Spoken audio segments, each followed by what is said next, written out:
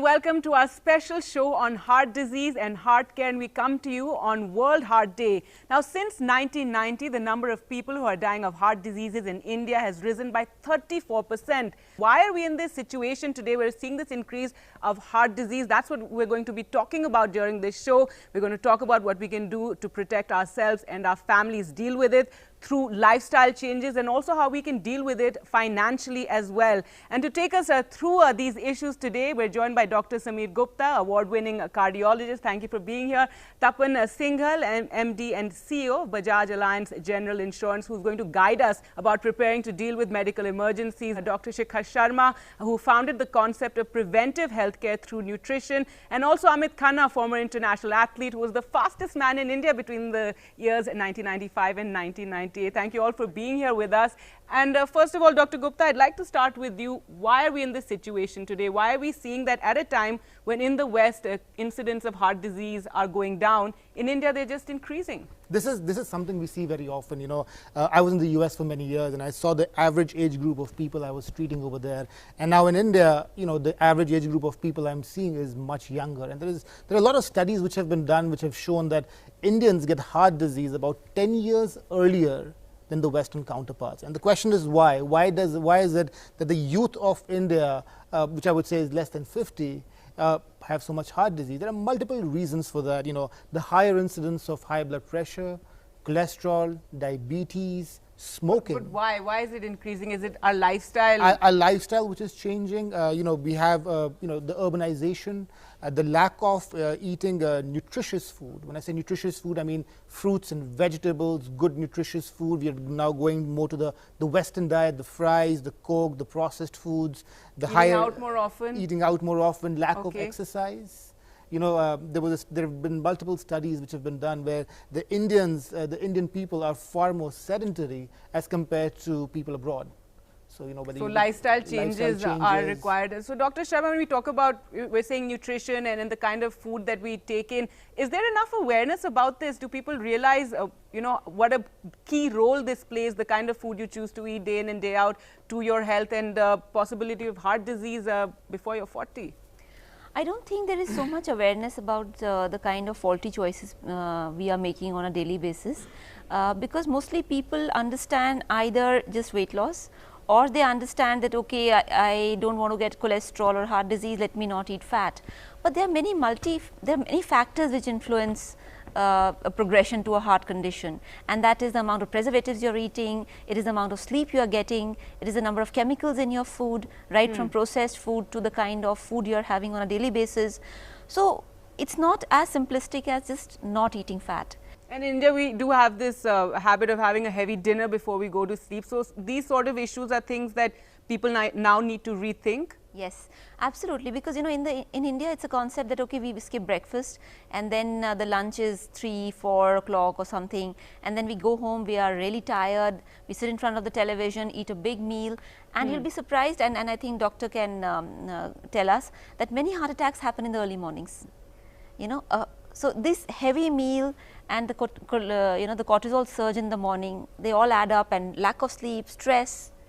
And we're all living more stressful lifestyles now, isn't it? So that is another big contributor. Now, Amit, it's said that wealthy urban males are at the greatest risk right now. And as somebody who's been an athlete, international athlete, I would have thought we're giving more attention to working out because, you know, everybody talks about it so much these days, but clearly we aren't, and we need to make it more part and parcel of our lifestyles. See, in a layman's language, I would simply say that every part of our body has got an expiry, and so is heart.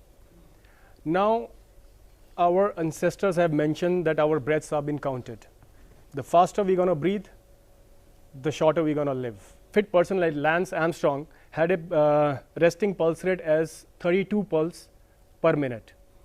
A normal person like you would have it from 70 to 75. So I would just give you a data. Suppose you have 75 as your pulse rate. And suppose I have 65 pulse rate, resting pulse rate in the morning. Now, in 1 minute, there's a difference of 10 beats. In an hour, there will be a difference of 600 beats. In a day, there will be a difference of 1404 beats. In a year, 52 lakhs 56,000 Okay. beats, your heart will beat more than what my heart is beating, if it's the difference of 10 beats per minute. So that means that makes it around 48 days in a year I am living longer, in the sense like my heart is beating Because lesser. you're fitter. We talk about heart disease, and especially people younger than 40 getting heart attacks these days. We must also talk about the finances, because it can really set you back. Medical. After listening to Amit, I'm already breathing slow. But that can be one way of ensuring myself to live longer. Another better way can also be to have a good insurance cover. No? Because fundamentally, if you look at it, the difference in your life of about 10 years is whether you have an insurance cover or not. Now, that looks like a very 10 years, how is that? That looks like a very atrocious statement, no? Now, to look at it, let's look at places where you have good health infrastructure, like Casablanca or Japan. The average expectancy is about 90 plus. Let's look at places like Uganda. The average expectancy is about 40 years plus. The difference is healthcare, because you know that if you go to a good doctor and a good hospital, it's going to cost you money. And you have saved all your life for your son's marriage, daughter's education, no? And you would not like to blow it up. And that is where, when you don't get the right kind of treatment, the best procedures, your life expectancy is going to go down. 10 years, I'm just giving as a small benchmark. It can be 30 years, 20 years. That is the difference, and good insurance cover would make to your life. And the beauty is, the cost of a good health cover would not be more than a dinner with your friends in a year. The difference is, I think a lot of times we look at insurance as a financial saving. No, we don't look at insurance as something which is going to make a difference to our lives. I think that is the point that we have to look at as we go through it. All right, when we talk about health changes that we need to make so that we don't require, hopefully, this medical intervention, and what would your advice be to people about nutritional and food habits that need to be changed? See, the first thing I would say is that use organic oils and use oils which are not super refined. The reason is because when we start refining oils, and when we start having many of these oils which might have trans fats, that is the biggest hit on our heart, and that is the biggest hit on our health, because oils, unlike vegetables and fruits, actually go deep into your body, into your liver, into your system, and impact. So, always use best quality oils and use virgin or organic oils. That is number one. To give you an example, like for example, if you are using ghee, use organic ghee, because the other ghee would have oxytocin and a lot of hormones. Similarly, if you are using, say, mustard oil, which is supposed to be good for the heart, then use kachi ghani oil. Don't use the refined and the super refined and that is number one. Number two, I would say obviously is that keep your kids away, and keep the women who are expecting completely away from foods which have preservatives in it. Preservatives are fundamentally alien to the body. They attack the body. So, don't have foods which attack your body inside, because if they attack the body, then the body goes into a sense of defense and inflammation, and that creates a chain reaction of ill health. Third thing I would say is that for minor things, use kitchen herbs, like if you have a sore throat, you can use adrak, tulsi, mulethi. Don't jump into self-medication. Like a lot of people, they have pain and they take a painkiller immediately. There are many other things which you can do before. You must learn about these things, and I think it's just a Google search away to actually come up with some sort of home remedy to deal with these problems. But Dr. Gupta, we're also seeing a lot of increase of heart disease among women, and why is that? So once again, we go back to the same factors, like heart disease in women. Is it just that we're hearing it more, it was always there, or are we genuinely seeing that women are becoming more susceptible? I think it's a little bit of both. I think we are hearing about it a little bit more because now, diagnosis and everything else is definitely improved. There's a common misconception that women typically don't have heart disease. And I would like to clear that women are also susceptible to heart disease, more so in the later part of the life, like after menopause and stuff. But that's when you really see the blockages. But even pre-menopause, young women can have heart disease. They can have rheumatic heart disease. They can have during pregnancy, they can develop hypertension. They can have peripartum cardiomyopathy. They can have multiple other conditions. So women also have heart disease. We don't hear about it often enough, but it is a very big problem. One of the things is that women often have atypical symptoms of when they have angina. The angina. So it's different from men. the Yes, symptoms that they yes. exhibit. Yeah, so like the classic thing you hear about is, oh, the gentleman is walking, he clenches his chest, he's having chest pain, then he stops walking, the pain gets better and he starts walking again. That's the classic angina. But in women, but that, first of all, that happens in a very, it doesn't happen in the majority of patients. It's happened about 40–50% of patients will have the classic pain. The other people will have, I feel a little short of breath, I'm just not feeling good, I'm feeling a little dizzy. They will have the And for women? atypical symptoms, similar. So the symptoms will be masked, as we say. So they tend to have more atypical symptoms which are often missed. Right. And Mr. Singhel, you were talking about how people might try to skimp on medical treatment for themselves, and I think in the Indian family system, the most we see is women, somehow they really skimp on medical treatment. They'd rather put their children first or their husbands first than have themselves treated. So again, it comes back to if they do require such medical intervention, that's where I suppose insurance is going to help them not think 10 times about seeking the best medical care. Yeah, so now if you look at what doctor just mentioned, he mentioned that 50% time you don't really get the classic symptoms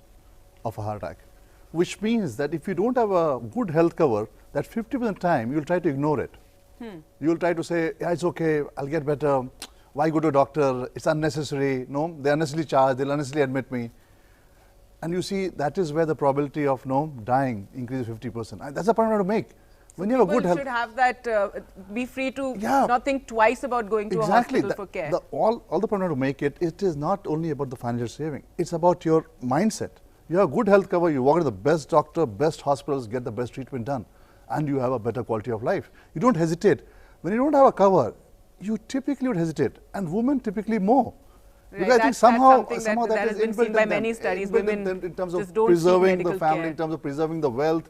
I think their brains are They wired put more. themselves last when it Exactly. comes to care in the And family. let's say, imagine if there's the house which has a good health cover, the lady also knows it, she feels it. She says, bang on, I know it doesn't cost my family much, let's go to the best doctor. That's the difference it makes. Health insurance makes a huge difference to your quality of life, and that's the only thing I'd like to mention here, I think. Amit, when we're talking about fitness, we also have people who are very fit getting heart attacks, and you have this sudden cardiac death as well taking place. Why is that? Is there such a thing as too much exercise and working out just too much? The thing is, once a sportsman, they have become mentally very, very strong. They think when the body is giving them alarms, they can still overcome with their mental state. So the highest rate of our heart could be 220 minus your age. Suppose you're running a marathon, and in between the marathon, you are exceeding that limit, but still your mind is telling you, no, you are an athlete, keep running. You're playing a soccer match, you see the ball over there, and you're about to score a goal. You will not care about your pulse rate, and you'll still try. It's because they push themselves through hard. possible symptoms, that's why? They push themselves too hard, and then an unpredictability is always there, and for that purpose only insurance All right, but comes that's not into to say that picture. you should obviously work out and make it a big part of your lifestyle, and you were saying how Indians are the most sedentary. So the morning walk, evening walk, a jog once a week, what would you recommend? If you're going to do 30 minutes running, you will not be able to start up with 30 minutes, start with 15 minutes. But if you'll do 30 minutes running thrice a week for around 6 months, that will reduce your pulse rate by 10. So And this is all a very real worry given the statistics there that the heart disease is just rising, especially in urban India. I would simply advise, go check your pulse in the morning. See if it is below 70, I would say it is good, the resting pulse, it is decent. But if it is above 70, then you definitely need to leave your bed, go out for a morning walk, start jogging, start doing some exercise, crush fitness. You must do anything that takes your, see now Baba Ramdev is telling you to do yoga, Kapalbhati. It's all about your pulse, making your heart muscle strong. So running is the natural way of doing it.